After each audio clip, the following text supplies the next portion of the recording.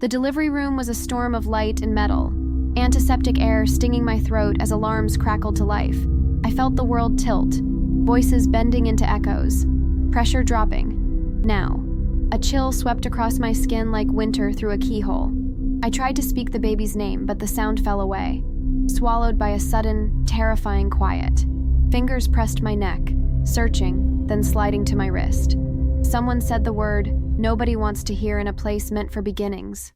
A green line on the monitor became a stubborn horizon, flat and merciless.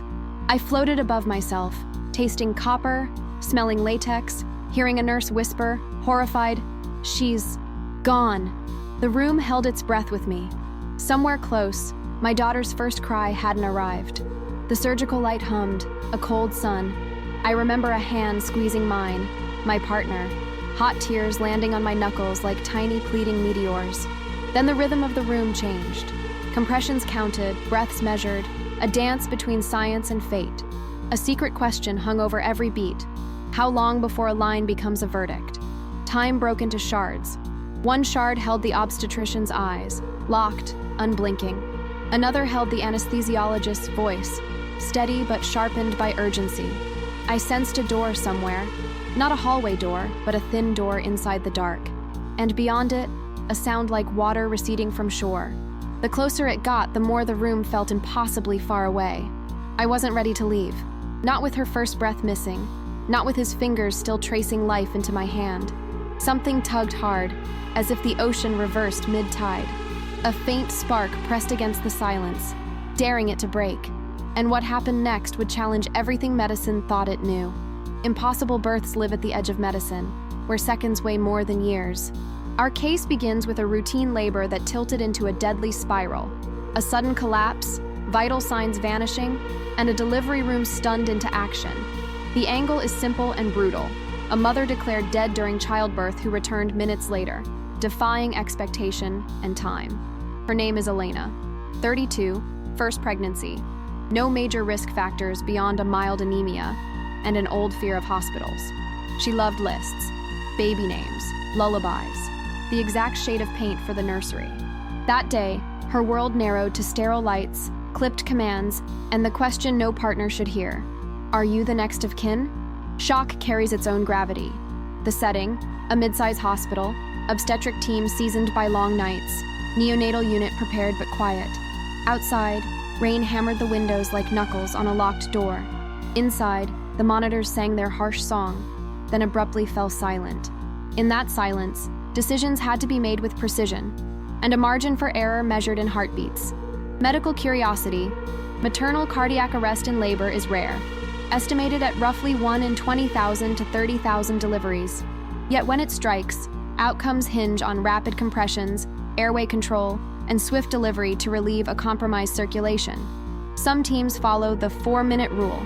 If the heart stops, deliver within 4 to 5 minutes to save both lives. It's a race few forget. Elena's story turns that race into a labyrinth. Unmistakable signs of death, a newborn's first moments hanging in the balance, and a return that felt like a door slamming in reverse. If you enjoy incredible medical mysteries with shocking twists, don't forget to subscribe and comment the word miracle to join our community. This one will test what we call impossible. Labor had begun like countless others. Contractions steady, heartbeat monitored, staff calm. Elena gripped the rails of the bed, sweat rolling down her temples. Her partner whispered encouragement, though the fluorescent lights made everything look harsher, colder. Then suddenly, her breathing changed. Shallow, uneven. A monitor beeped faster, louder. The rhythm of birth was colliding with the rhythm of something darker, something the doctors could not yet name. The obstetrician frowned. Blood pressure dipped sharply. 70/40. Bolus now, he ordered as nurses adjusted IV lines. Elena's eyes darted with confusion, voice cracking. What's happening to me? It wasn't just pain anymore. It was fear laced with dizziness, a metallic taste on her tongue. Her contractions became irregular, then stopped. The delivery room fell into an uneasy silence. Something was shifting beneath the surface. Arrhythmia, muttered the anesthesiologist, scanning the ECG. The line jittered with unstable spikes before stuttering into brief pauses. Every second stretched. The team traded glances, Professionals trained for chaos, yet unsettled by how fast the ground was giving way. Elena's lips paled, the warmth draining from her face. Her partner clutched her hand harder, whispering her name like an anchor. But anchors can slip in storms. Science tells us maternal cardiac arrest can be triggered by rare but lethal conditions: embolism, hemorrhage, anesthesia complications. Each possibility raced through the doctors' minds, but there was no time for academic lists. Elena's pulse weakened further, then fluttered away like a candle's flame choking on air. The monitor's alarm shrieked, a single sharp cry against the rain hammering outside. The room froze. Death had arrived too soon.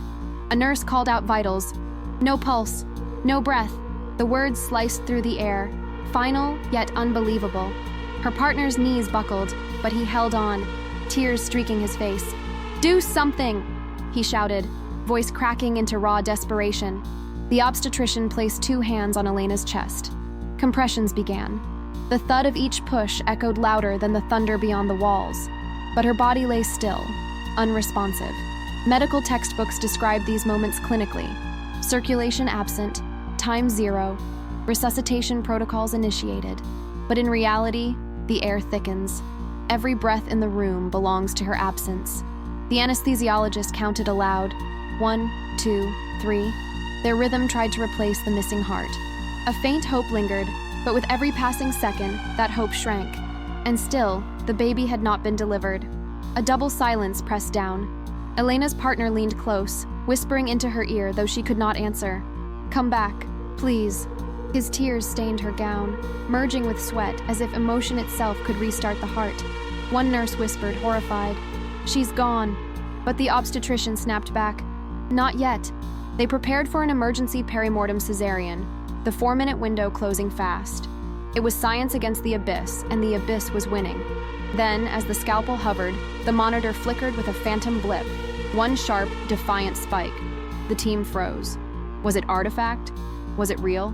Elena's chest still offered no rise, her pulse absent. Yet that lone spike glowed like a flare in darkness. The doctors exchanged tense stares. Science demanded logic, but logic was slipping. What came next would test not only their skills, but belief itself. The spike on the monitor faded almost instantly, as if mocking their hope. No rhythm, the anesthesiologist confirmed, voice tight.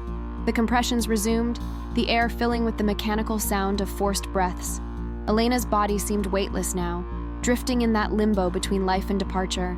Every second dragged like wet sand, and the team knew, without circulation, both mother and child were slipping toward an irreversible edge. The obstetrician made the call. Crash section, now.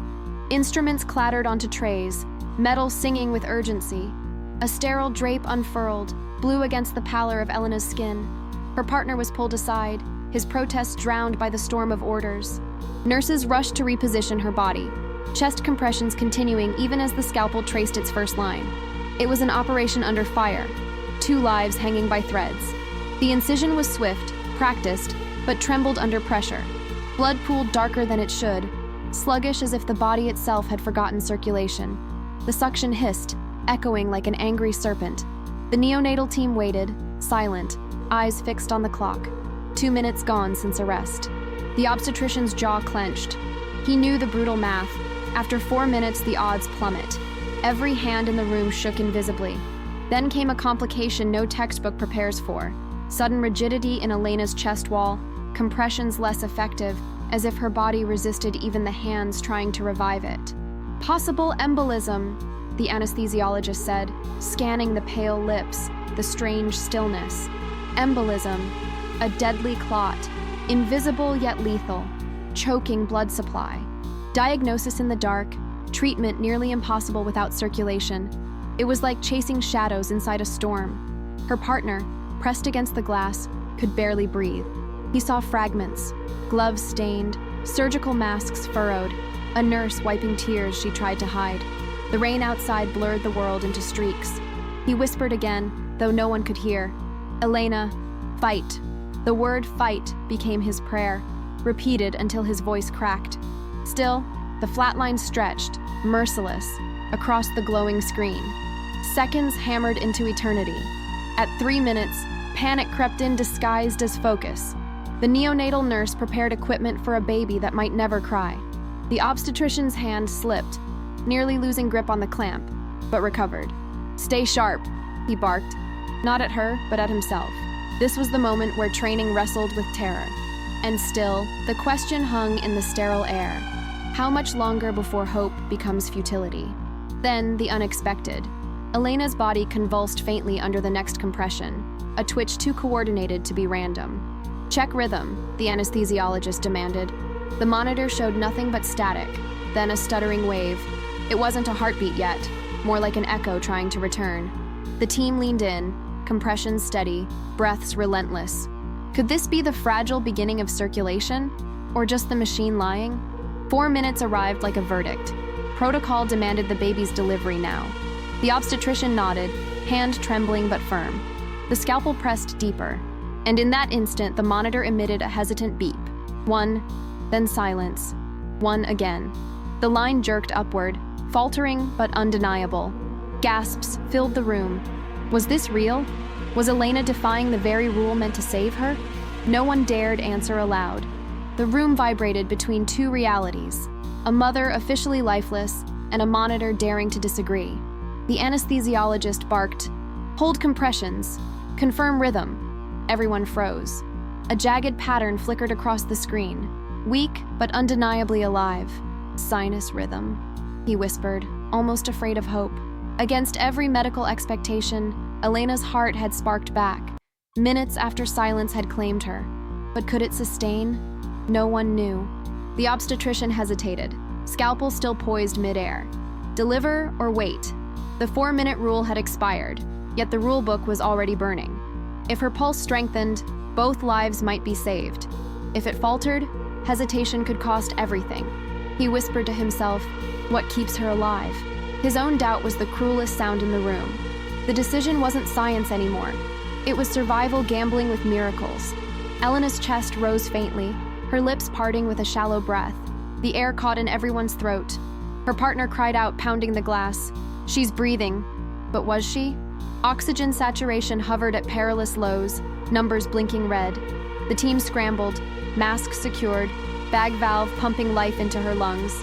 Still, the line on the monitor staggered like a drunk returning from darkness.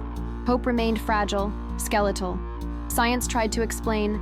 Maternal arrests sometimes reverse with rapid delivery, yet here the opposite seemed to occur. Her body fought to reanimate before the baby had even emerged. "Could be reperfusion," muttered the anesthesiologist, "or pure autonomic surge." But his eyes betrayed the truth. This wasn't in the textbooks. Something else was happening. Something that didn't belong to calculations or neat case studies. The obstetrician decided, proceed with delivery, now. The incision deepened, hands working fast, while another pair maintained ventilation. The tension doubled, reviving Elena while extracting her child. Her pulse twitched stronger, then weaker, as if the heart was bargaining. Nurses exchanged terrified glances. A whisper passed through the room. What if she wakes while we cut? No one dared imagine that collision of pain and rebirth. Seconds later, a baby's head appeared, slick with blood and amniotic sheen. The neonatal nurse reached out, trembling. For one terrible moment, silence reigned. No cry, no movement. Then, a sharp wail cut through the room like lightning. Everyone gasped, even as tears blurred vision. 2 lives, 1 breath away from nothing, now collided in sound.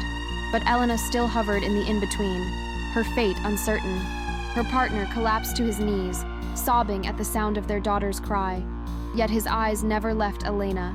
Machines pumped air into her lungs, monitors screaming unstable rhythms. He pressed his forehead to the glass, whispering, "Come back to us, please." Each word felt like a rope thrown into a storm. Would she grasp it, or was she already too far beyond reach? Then came the moment that would be whispered through corridors for years.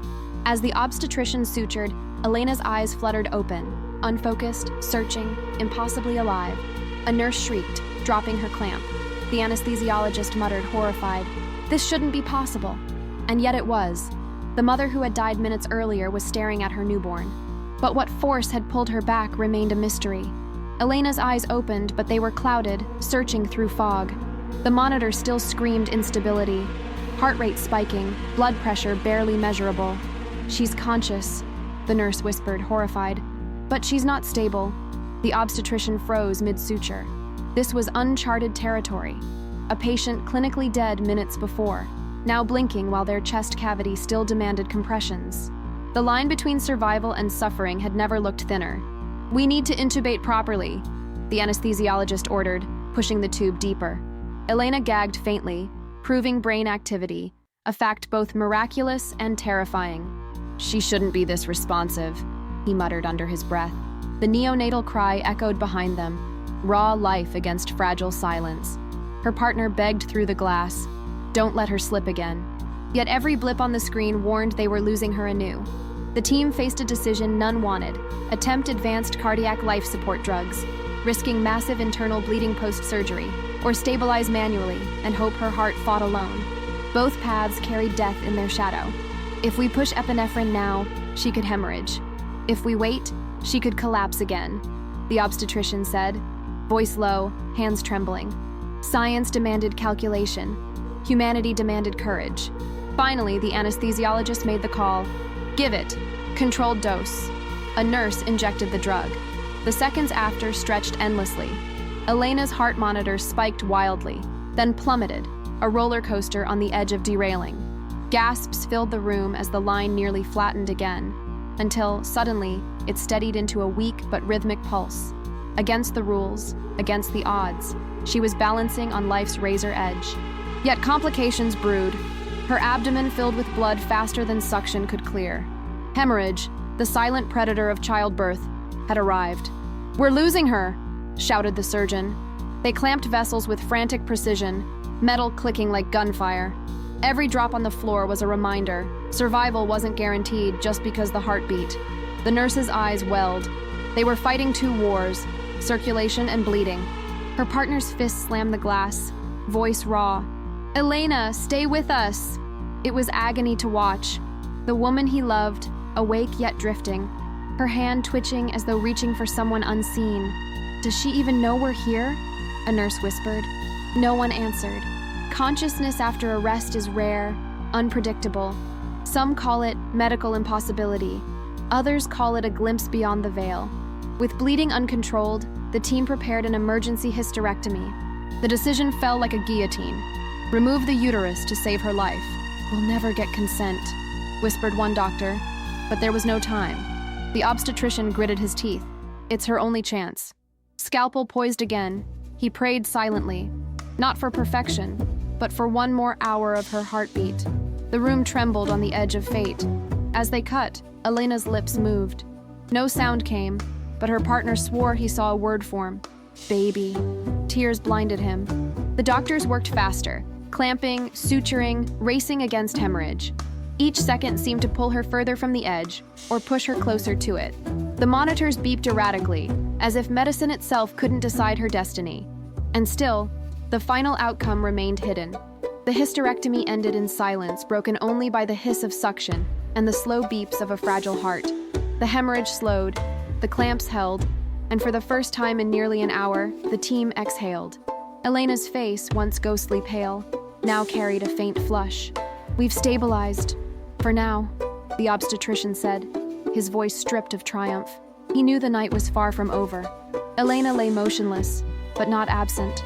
Her eyelids twitched, as though chasing dreams stitched from both life and death.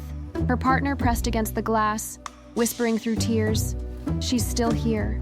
The baby, wrapped in warm cloth, cried from the neonatal table, a sound of raw defiance. The juxtaposition was unbearable. A mother once pronounced gone, a newborn demanding she remain. The room pulsed with contradiction. Science tried to frame it.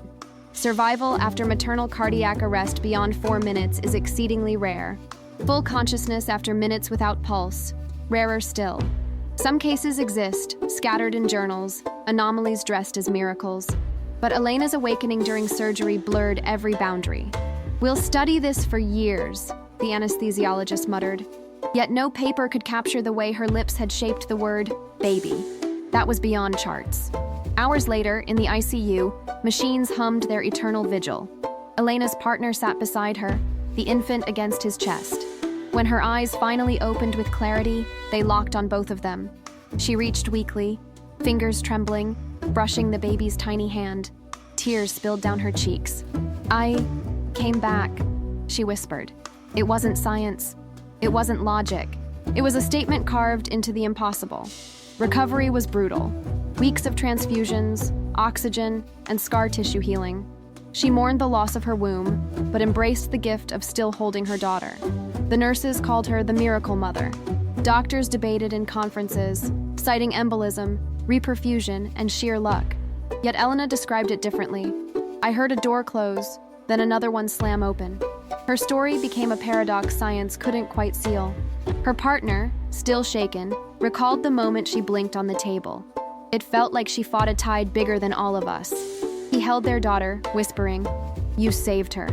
The child's cry had been both an ending and a beginning, the sound that tethered Elena back to flesh and breath. In corridors, staff confessed they'd never again say the words, "She's gone," without hesitation.